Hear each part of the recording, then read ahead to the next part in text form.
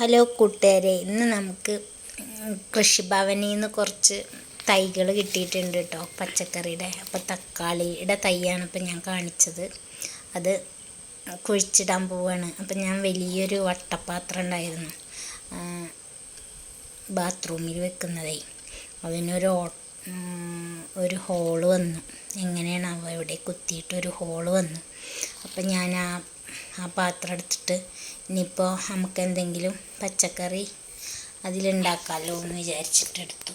അപ്പം അതിനു വേണ്ടി ഞാൻ ചകിരി ഇടത് കണ്ടില്ലേ, അത് എന്താണെന്നറിയോ, പഴയ കടക്ക ഉണ്ടായിരുന്നു ബെഡ്. അപ്പോൾ അത് ഇതിലിങ്ങനെ ചകിരി ഉണ്ടായിരുന്നത്. അപ്പോൾ അതൊക്കെ കുറേ എടുത്തതാണ് കേട്ടോ അത്. അപ്പോൾ ഈ ചകിരി കുറച്ച് ഞാൻ മാറ്റി വെക്കുന്നുണ്ട്, കുറച്ചെടുത്തിട്ടുണ്ട് കേട്ടോ.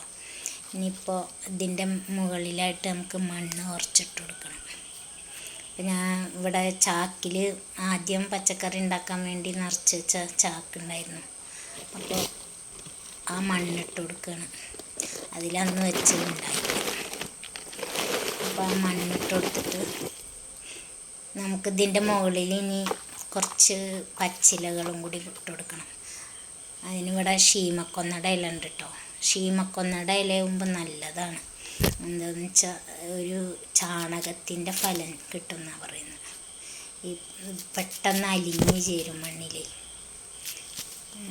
അപ്പോൾ അതിവിടെ നിറയെ ഉണ്ടായിരുന്നു. അപ്പോൾ അതൊക്കെ എടുത്തിട്ട് ഞാൻ ഇട്ടു. ഇനി അതിൻ്റെ മുകളിൽ കുറച്ചുകൂടി ചകിരി ഇട്ട് കൊടുക്കാം. ഈ ചകിരി ഇട്ട് കൊടുത്താൽ എന്താണെന്ന് വെച്ചാൽ മണ്ണ് ഒന്നാകെ കട്ടി പിടിക്കില്ല. അതിനാണ് ചകിരിച്ചോറ് നമുക്ക് കടയിൽ നിന്ന് വാങ്ങിക്കാൻ കിട്ടുമല്ലോ.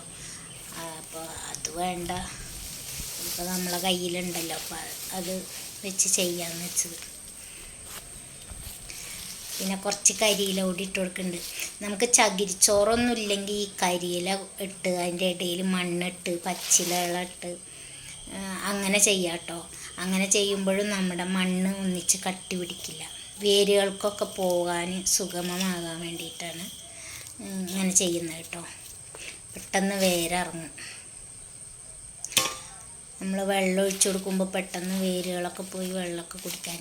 അപ്പം ഞാൻ കുറച്ച് കൈക്കോട്ടോണ്ട് കൊത്തിയിട്ടാണ് മണ്ണിട്ട് കൊടുക്കുന്നത്. ഈ മണ്ണിൽ കുറച്ച് പുല്ലുകളൊക്കെ ഉണ്ട് കേട്ടോ, അതൊക്കെ നമുക്ക് മാറ്റി കൊടുക്കണം. എന്നാൽ ഈ തക്കാളി തൈ എടുത്ത് വെക്കുന്നുണ്ട്. ഒരു 5 എണ്ണം ഉണ്ട്. 5 എണ്ണം നമുക്ക് നട്ടു കൊടുക്കാം. വലിയ ബേസിനായോണ്ടേ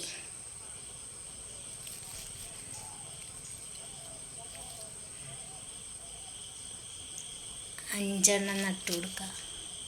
ഇനി ഇതിൻ്റെ മുകളിൽ കുറച്ചുകൂടി മണ്ണിട്ട് കൊടുക്കണം, എന്നാലേ അതൊന്ന് നല്ല ഉറച്ച് നിൽക്കുള്ളൂ. ഇപ്പോൾ കണ്ടോ, അങ്ങനെ ഒരു ഒടിഞ്ഞ പോലെയല്ലേ നിൽക്കുന്നത്. ഞാനതിന് കുറച്ചുകൂടി മണ്ണെടുത്ത് കൊടുക്കുന്നുണ്ട്. ആ പുല്ലുകളൊക്കെ ഒന്ന് മാറ്റി കൊടുക്കുന്നുണ്ട് കേട്ടോ. ഈ പുല്ലൊക്കെ ഇതിലിരുന്നാൽ അത് മുളച്ച് വരും. പിന്നെ എല്ലാ പശിമയും അത് വലിച്ചെടുക്കും. ചെടികൾ വളരാൻ അനുവദിക്കില്ല നമ്മളെ തക്കാളി തൈകളെ.